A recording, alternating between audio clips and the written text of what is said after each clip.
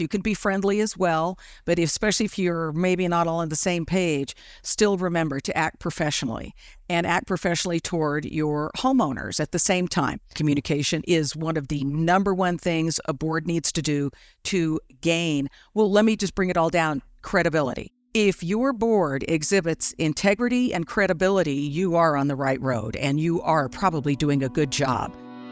HOA Insights is brought to you by 6 companies that care about board members: Association Insights at Marketplace, Association Reserves, Community Financials, Kevin Davis Insurance Services, HOA Invest, and the Inspectors of Election. You'll find links to their website and social media in the show notes.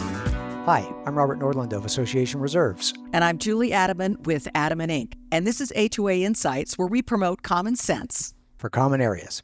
Well, welcome to episode number 123, where we're again speaking with management consultant and regular co-host Julie Adamen. Today our focus is on the characteristics of great boards. There's a huge stereotype in the country that associations are trouble and that board members are evil, so it's going to take some time to turn the tide on that reputation. And it starts today. Julie's going to share some simple indicators and actions that actually may be followed after courage that are consistent among boards that function well and lead great associations. Well, last week's episode number 122 featured a great interview with Walter Block of the Bank of California. Yes, everyone who's been around this business has heard of Walter Block. I would have thought he'd retired by now, but good for him, or maybe not good for him. He's a deep resource of stories and information. Anyway, Walter with the Bank of California has some straight talk on getting a loan for your association. Walter's been working with associations on the lending side of the banking industry for longer than he would like to say, but it was so refreshing to speak to an expert on the subject who's seen it all. So if your association is facing a cash shortfall and looking for an alternative to a big special assessment, make sure you listen to episode 122. But if you missed that episode or any other prior episode, you can take a moment after today's program and listen from the podcast website, hoainsights.org, or watch on our YouTube channel. But better yet, subscribe from any of the major podcast platforms so you don't miss any future episodes. Those of you watching on YouTube can see the HOA Insights mugs that Julie and I both have that we got from the merch store, which you can browse through from our hoainsights.org website or the link in the show notes. And first of all, you'll find we have some great free stuff there, like some board member Zoom backgrounds, and then of course some specialty items for sale like mugs. So go to the merch store, download a free Zoom background, take a moment, look around, find the mug you'd like, and email me at podcast@reservestudy.com with your name, shipping address, mug choice, and mentioning episode 123 mug giveaway. And if you're the 10th person to email me, I'll ship that mug to you free of charge. Well, we enjoy hearing from you, responding to the issues you're facing at your association.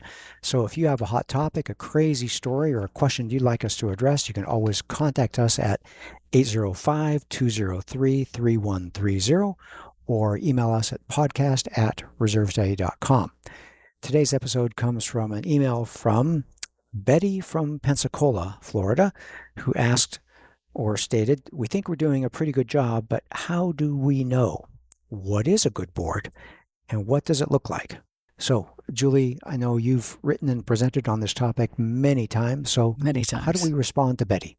Well, Betty, the fact that you're asking that question probably means you're doing okay. If you can't quite understand, if you think you're doing a good job, that is actually probably a good indicator you are either doing a good job or you're on the road. But, all boards have a tendency, boards that are dysfunctional, let's start with them, have a tendency to do a certain amount of things that will sink a board, add 2, 3, 4 of these dysfunctional type of behaviors they exhibit, or actually many times it's just a lack of knowledge on what they should be doing. Let me stop you.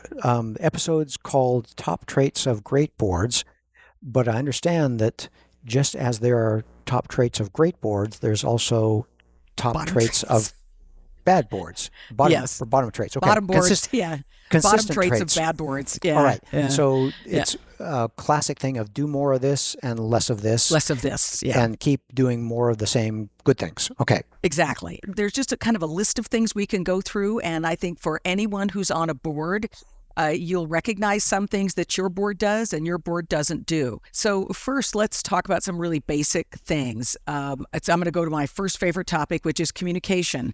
Okay, so is your board communicating with each other and with the homeowners on a regular, courteous, professional basis?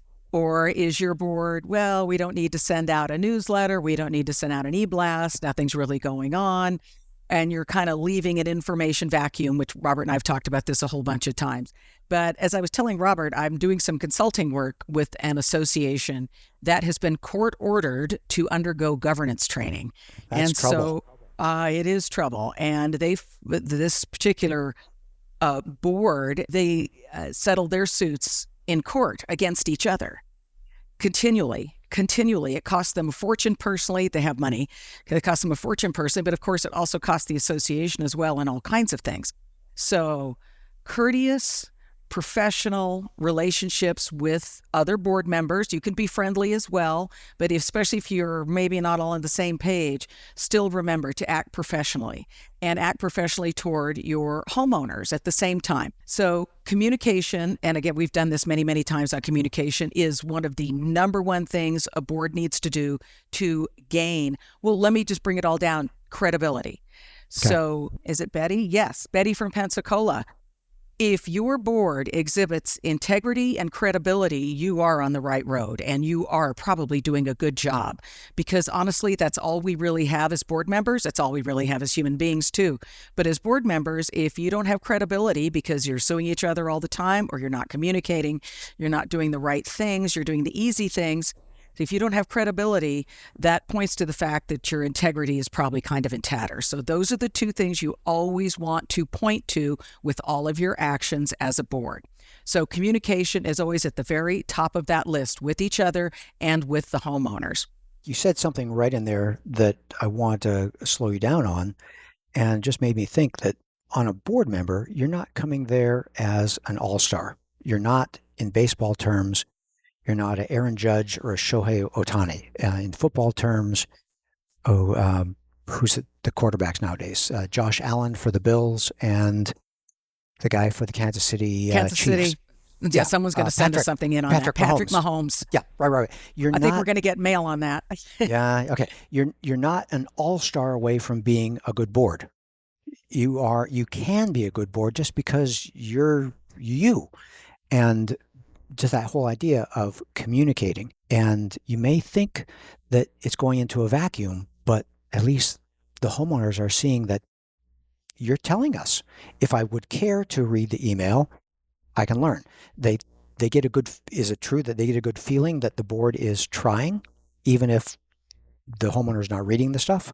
Enough homeowners will read that stuff. Enough will. And don't get discouraged, because it's the first rule of marketing is 7 times the sun in front of someone and they see it. Doesn't mean they read it, but it means they see it. So as you keep sending, it's just consistent communication to the owners, and that's obviously well thought out. And it doesn't have to be long. It just has to be open, right? It's just, you have to be, it's transparency. You're just sending forth transparency. So, but it has to be that way among each other as well. One of the things that really good boards do is they speak with one voice. Now, I can tell you that in associations, the one I'm going to be working with here shortly, as well as others that I have worked with over the years, every one of those boards has at least one board member, maybe more, that communicates outside of board meetings inappropriate items or simply derogatory items. And stirring up trouble. Everybody out there who's a parent, raise their hand. Okay, you all know. Yeah, right. So you all know if you tell your kid no about something, they're going to run off to dad or run off to mom. And what does that do? It's a child, obviously. Yeah. But it means that the parents as a unit don't have a lot of credibility if they don't back each other up. It's the same thing with the board. Now, the first thing everyone says is, but I don't disagree with I don't agree with what's going on, and I want people to know that. That's okay.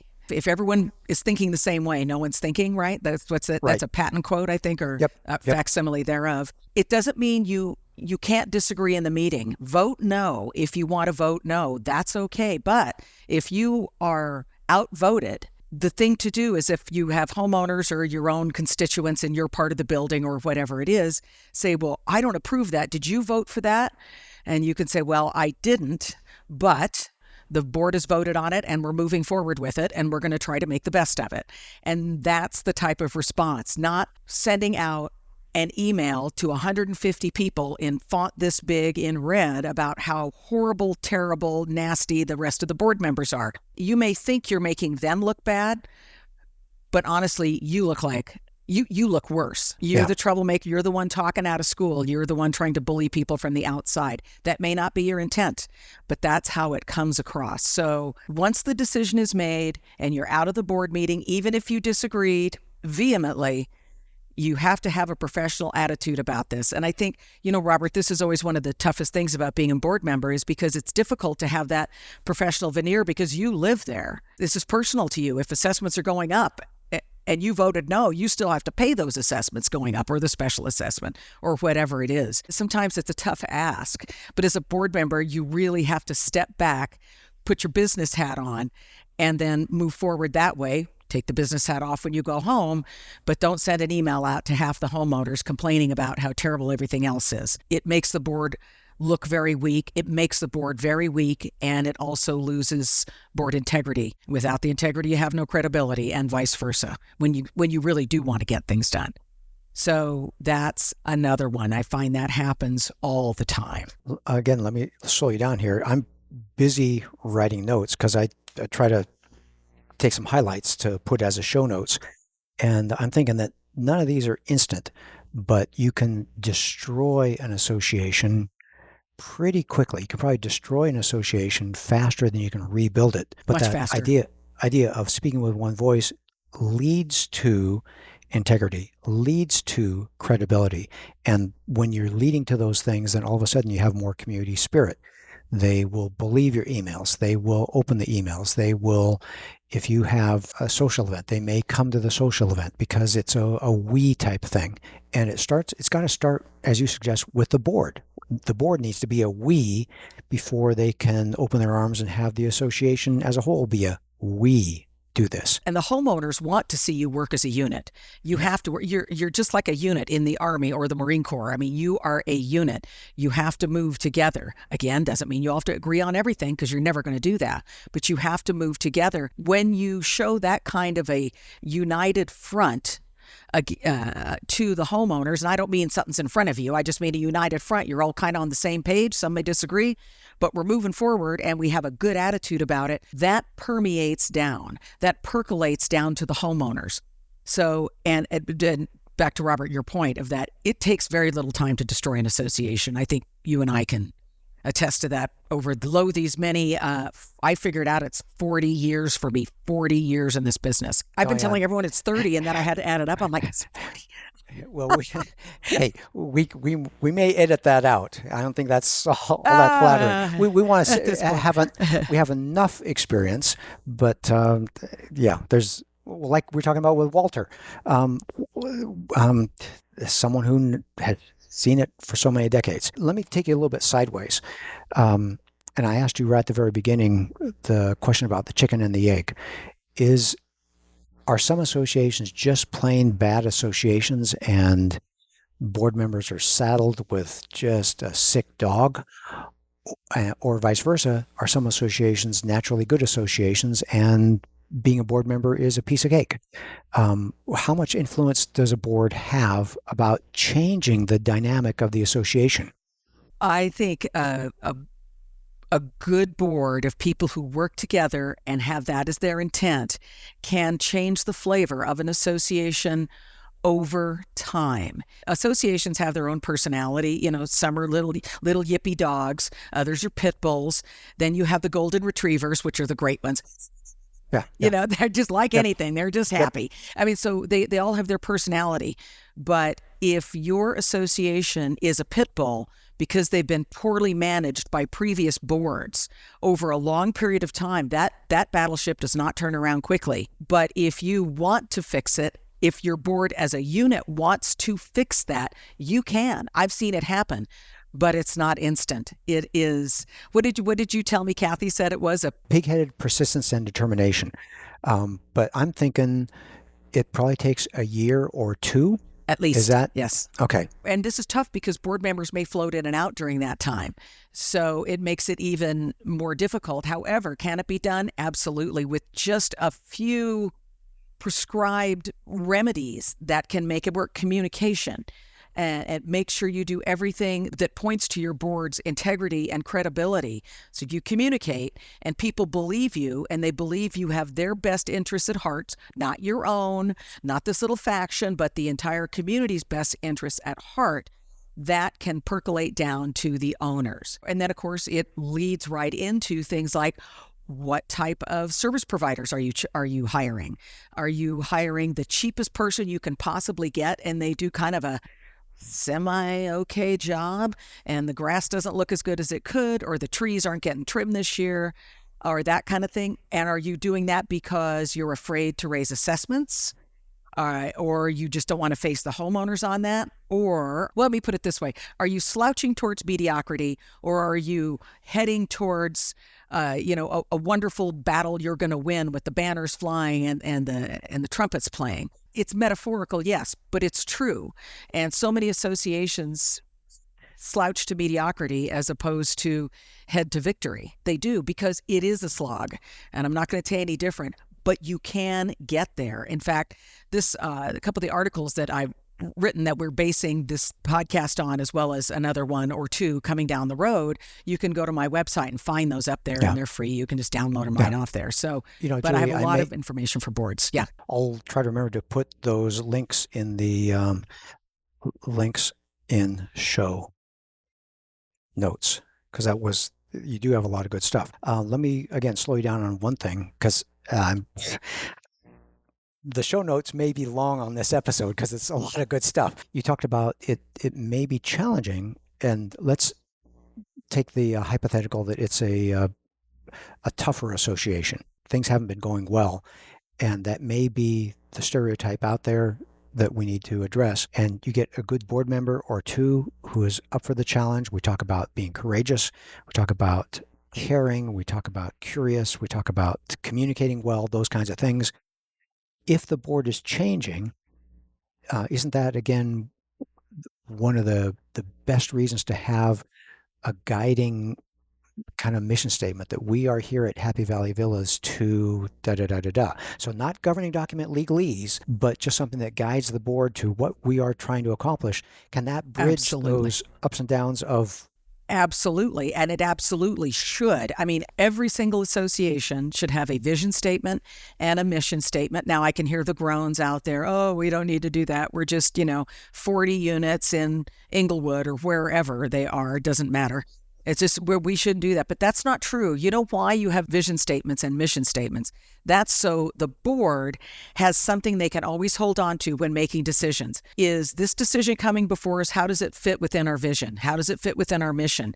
You have a platform for cohesive decision making. You're not married to those. Different boards can come in and change them a little bit. That's no problem. They're not in cement. Different boards may have a little different vision for it. And as time goes by, your association may end up needing different vision and mission statements. But I will tell you that the process of going through adopting vision and mission is probably the most rewarding process. I've gone through this with several boards, and I usually do the I do the consulting on that, so I get there and I facilitate. Thank you. I couldn't think of the word. I facilitate those a lot and get them going. And by the time they're all done through this process, number one, they know each other better, even if they've known each other a long time, but especially if they haven't, because somebody's new or two people are new. But by the end of it, everybody is at least in the same church. They may not be in the same pew, but they're close, much closer than they were before. Pointing in the same direction, too. Pointing in the same direction. So we're going to do this, and it gives you that, again, I said, that platform for operations, for consistent operations. Once you start with the vision and a mission, I should say you should do this every year to go over your vision, go over your mission right after the annual meeting and talk about what your goals and objectives are going to be for the coming year. And when you have a set amount of goals, and I'm not saying don't do a huge amount, I do 5 and 3 are the top ones. If you get those 3 done in a decent amount of time, maybe you can focus on the 4th one as well, because then the board has a direction to go. We're not going to go off into the weeds. As many of you who sit on boards know, sometimes your meetings can kind of go sideways. You're going along just fine, and all of a sudden things blow up and someone talks for 45 minutes about something. Staying on your goals of the year and your goals of the month to get to those goals of the year kind of keeps your board members thinking in one direction, and it keeps the board meetings much more concise, much shorter. I mean, Robert, what's the longest board meeting you've ever sat in? Actually, I don't sit in long board meetings because I'm the expert and I ask to be first on the agenda because I'm expensive, and they allow me to do my pitch, and it's a half hour and I leave. But you've been on a board. I've been on a board. Oh, gee. Can you remember back that far? Yeah, actually, the last board I was on was a church board, but similarities, nonprofit, and delicacy with issues about the pastor, the worship team, the bulletin. There's trivia, and I'm tensing up just thinking about it. And, Julie, that's when I realized I can't be on the church board because I get enough volunteer board tension in my profession. And I was not good helping my church out. Yeah, it can be long. It can go sideways when you are not focused on what are we trying to accomplish. As a group, not what I'm trying to accomplish. As a group, what we're trying to accomplish. This year, let's get pet waste stations. This year, let's get ready for the asphalt project that will occur next year. Let's talk about changing one of the tennis courts to 2 pickleball courts next time we resurface the tennis courts, which is going to be in 2 or 3 years. Just have a plan and a vision for what does the future look like, and that can be so unifying. It can be incredibly unifying. Also, if the board executes on that type of thing, when you are at a board meeting, the homeowners that actually do come to your meetings, they see you working as a group. They don't see a lot of backbiting. They don't see people over-talking their time because the board as a group is focused on particular things that need to get done. It looks good. It looks professional. And do you know what? That makes people want to serve on committees and maybe even on the board eventually, because people want to be a part of something positive. They do not want to be a part of something that is an absolute disaster and board meetings that go on 4, 5, 6 hours. Oh, to answer my own question, I'll tell you the longest board meeting I was in was when I was a manager, 2 days. Oh, yeah. Adjourn, come back. Adjourn, come back. I was so stressed out by the time it was over. I think I had to switch accounts with my boss because I couldn't deal with him anymore. It was so difficult. I can only imagine. Yeah, that's a bad experience. But very bad. Julie, you touched on one thing that is just big time. When the board is starting to function effectively, that has a ripple effect for the other people, the homeowners. It has a ripple effect for committees that people might want to help, for future board members. There's a community spirit, and someone might say, our sign out front is outdated, and you may have driven by it every day for the last 11 years, and you go out there after the meeting and you say, by golly, our sign is outdated. And you'll have people able to make a good suggestion, and you say, I welcome that. And this is a friendly association where you're going from step 1 to step 2 to step 3 progress. And I just love seeing an association where the chemistry is that healthy. And it can be. And you can make it healthy, even though you start out at one end, but you can over time make your association healthy. I think you're going to go for a commercial break, right? I'm looking at the time. We should have gone for a commercial break a while ago. So let's do that. Take a quick break to hear from one of our generous sponsors, after which we'll be back with more Common Sense for Common Areas, talking about top traits of great boards. Hi, I'm Kevin Davis, the president of Kevin Davis Insurance Services. Our experienced team of underwriters will help you when you get that declination. We provide the voice of reason, someone who will stand by you. Our underwriters bring years of knowledge to our clients that can't be automated by technology or driven by price. As a proud ANWINS company, we bring true value to your community association clients. We are your community association insurance experts. And we're back. Well, Julie, we got so distracted on talking about good stuff that we were blowing right through the agenda. So we took a moment to kind of regroup. Okay, so you want to help your association. What does that begin to look like for board meetings? How do you start to have effective board meetings? Number one, come prepared. If you have let's just say you have a management company and you are provided a board packet of information for your meeting, hopefully 3 days in advance, read those materials. Do not walk in, open your laptop and start reading them at that time. Yeah. Fumbling, it takes forever. You're trying to catch up.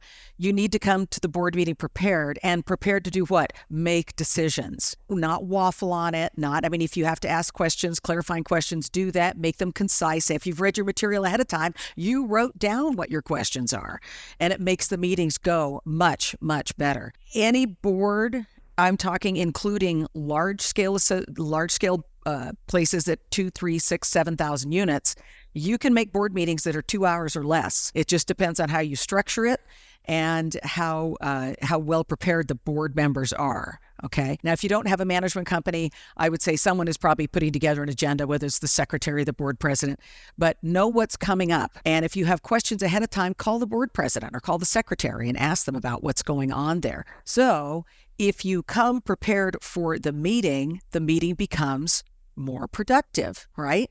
And back to the fact that if people are coming to your meetings and you're highly unproductive and it takes 3 hours and you don't really make a decision, number one, you look terribly foolish. Number two, you lose credibility. Okay. And most of those can be wholly avoided by coming prepared, be ready to make decisions.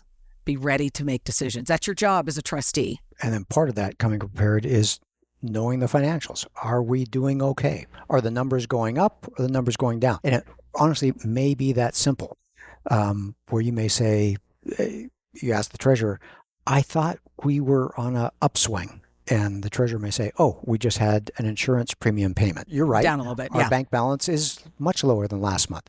Good for noticing. And it's those kind of things that all we're looking for is understanding. We're not looking for expertise. So you know what the pulse is of this. Just like you and I, there's going to be some days where we're tired, some days where we're energetic. But you need to know what is going on with the association. And so know that financial status, come prepared, be reminded of, if you come prepared, that means in 3 days or whenever you realize, I was supposed to find out the new email address for the landscaper. Yeah. And that gives you 2 days to get the new email address for the landscaper. I forgot to do that. Get that done so you haven't blown a whole month of, you're right, I forgot. Yeah. Exactly. If you are self-managed, I encourage every board member to now someone should be taking minutes, that should be your secretary, but to take your own notes, because I can just tell you, in this business, in the management end of it, we absolutely live by lists, whether it's on your phone or a piece of paper. I mean, there's a lot of people that still kick it old school with a piece of paper. I find writing things out by hand makes me remember things, but keep your own action list. Yes. Yeah, same here. I am a little bit of a kinetic learner. When I write it, it tends to go into my brain more than when I close my eyes and listen. Talking about lists, talk to me about what's next. We talked about getting the email address of the landscaper. Why? Because don't we need to rely on advice from those people? Should we plant this? Should we do this? How do we pursue delinquencies in unit number 13? All experts. So great boards utilize their experts. And of course, who are your experts? Well, basically, most of your vendors are expert in their field. So your landscaper is typically an expert in what was going to work there, what not going to work there, and what things are going to cost. Don't be afraid to call your insurance agent and ask them questions. I mean, obviously, insurance is a big deal with all associations right now, and you would be surprised at how much information you can glean from your agent, and they're happy to talk to you, totally happy. If you have a management company, they are experts in getting things done for you, but they're not experts in all these little disciplines. They can get a hold of the right person, and they'll bring them to a meeting. Your legal counsel. Many associations, especially larger ones, have someone on retainer, but almost everyone has at least someone they use for something. If you need to, bring in legal counsel and have them advise you on whatever that is, whether it's delinquencies or fining issues or something. I know in California, you guys just had a big thing that went through on fining, right? Yeah, I couldn't believe it. I was shocked. I was shocked at that. So just so people know, in the state of California, this kind of got stuck into another bill about housing affordability, and it kind of went in under the radar, went into effect almost immediately, like 10 days later, a week later, something like that. There could be no fines over $100, which means you really have next to no enforcement on anything in the state of California. So I think they'll end up getting that fixed, but it's going to take months for the next legislative session. Yeah, maybe next year. Maybe. Your experts are at your fingertips. If you need, let's say you have a big roofing project coming up and you're like, well, we're going to need to hire a roofing company. There are guys who are roofing experts, and that's what they come out and do. They will evaluate the roofing system. It's not free, people, but they'll evaluate the system. You have a disinterested third party, and then he's going to write up the specs, the RFP, request for proposal for you, and you're going to send that out to various roofing companies, and then they're going to come back. You relied on an expert. And there's another thing. In the HOA world, boards can rely on experts because you do not have the expertise. And what is that, Robert? The business judgment rule. Yep. Yeah, that's what protects you in case anyone ever challenges your decision. But I want to talk about this. Usually a very sensitive thing is budget. And there's going to be people who say, well, we can't call our attorney because they'll charge us an hour. But I got to tell you, and I think Julie and I are unified on this front, that is some of the best money well spent, is knowing what the right thing to do is, because the wrong thing is really tough. And as a board member, you're an average person. You're coming together with other homeowners to help run the association. We're talking about techniques. We're not talking about fundamental skills. We're talking about working together as a board. And that means you're not going to be a roofing expert. You're not going to be an asphalt expert. And getting someone on your team, the construction consultant, that may take 5% or 10% or whatever their number is, they're going to make the project run smoothly, because you don't want the burden of a $250,000 roof project on your shoulders. You don't know what's going on. You're not inspecting, but someone else outside can get it right. And that's, again, some of the best money you can spend. And it comes back to your counsel, rely on your experts. And that also means not always taking the lowest bid, because if you get knuckleheads, they're just going to create spin-off problems for the board. Typically, yes, that's it. I mean, and actually that goes to everything. Don't be penny wise and dollar foolish. As board members, for those of you who've been on boards for quite a while, you do understand this, is that, you're not there to keep assessments low, artificially low. I mean, you know how much your insurance has gone up. You know how much goods and services have gone up. Depending on what state you're in, you know how much your labor costs. California, perfect example, high labor. But if you go to any of those type of, Illinois has very high labor costs. New York has high labor costs. Massachusetts has, I could just go on and on. Those people who do, you cannot fake your way through that and say, I can find someone who's going to work for half price. You probably can. Don't do it, because the ramifications of that will be felt, and the reverberations felt for years. And you may never gain your credibility back after that type of thing. So the money, it's absolutely money well spent. If the lawyer needs to come to the board meeting for an hour, whatever that person charges, pay it. It's next to nothing compared to the heartache you could have from making a bad decision based on the fact that y'all thought this is what you should do, but you did not seek advice of counsel. Yeah, the choices you make create the future of your association a little bit at a time. Oh, I like that, Robert. To me, it's like playing golf. If you have a good drive, you want to follow it up with a good approach shot. You want to follow it up with a good first putt. Life is so much easier. Golf is so much easier when you're in the fairway and you're on the green. And if you're in the woods, all of a sudden life is tough. So really tough. It's another thing that I would tell boards, and I know I'm sure we're running out of time here, but when you're in a board meeting, stay out of the weeds. Stay on the agenda. Stay on the agenda. Don't go off and be a philosopher. Well, back in the day when I was in condominium development, which means you basically drove cares. by. No one cares. And you probably just drove by a condominium. Or maybe you were in the workforce a long time ago. Now, I get this. There's a lot of retired people on boards because you have the time. So, That's why. I sit on a board myself. And I don't really have the time, but I squeeze it in. But anyway, if you were an expert 25 years ago in your field, please understand you may still have some expertise, but you may not be quite up to date on this stuff. If you're an attorney and you're advising your own board on stuff that, you do wills and trusts, you don't know anything about HOA, you may have some idea, but you don't really know. That's no bueno for you. Do not do that. And the rest of the board should not allow that to happen. Appreciate your input, Bob, but we really should get someone whose expertise is in this. Yeah. I have a phone call to return tomorrow from someone who sent me an email, says, I've been an attorney for 30 years and there's something I need to talk to you about.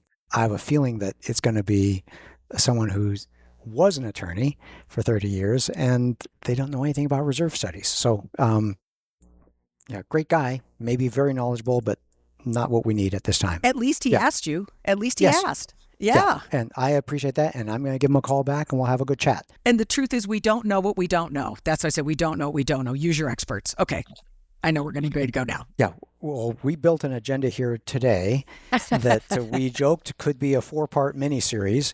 And I have every expectation we'll continue down this path in future episodes because, indeed, we want to help board members move their association from step 1 to step 2 to step 3 to more effective associations, to more pleasant and polite associations, to more well-functioning associations. So we will have more of this. But Julie, looking at the time, yes, it's time to wrap this one up. Any closing thoughts to add that to wrap up with a bow? Well, I just want to say to all of you board members out there or people who are thinking of getting on the board, number 1, thank you. But number 2, do it. It can be highly rewarding and you can actually make a massive difference in the life of the people who live in your community just by your volunteering with a clear head and an open heart clear head and an open heart. If you have those 2 things and move forward professionally, you can do it. You can do it. I'm writing that down. Have a clear head and open heart. We hope you learned some HOA insights from our discussion today. I hope you weren't overwhelmed, but we got lots of good stuff here that helps you bring common sense to your common areas. Thank you for joining us. We look forward to bringing many more episodes to you week after week after week. We'll be here, and it'll be great to have you join us on a regular basis. Spread the word. Thank you very much. You've been listening to HOA Insights, common sense for common areas. If you like the show and want to support the work that we do, you can do so in a number of ways. The most important thing that you can do is engage in the conversation. Leave a question in the comment section on our YouTube videos. You can also email your questions or voice memos to podcast@reservestudy.com or leave us a voicemail at 805-203-3130. If you gain any insights from the show, please do us a huge favor by sharing the show with other board members that you know. You can also support us by supporting the brands that sponsor this program. Please remember that the views and opinions expressed in this program are those of the hosts and guests, with the goal of providing general education about the community association industry. You'll want to consult licensed professionals before making any important decisions. Finally, this podcast was expertly mixed and mastered by Stokelight Video and Marketing. With Stokelight on your team, you'll reach more customers with marketing expertise that inspires action. See the show notes to connect with Stokelight.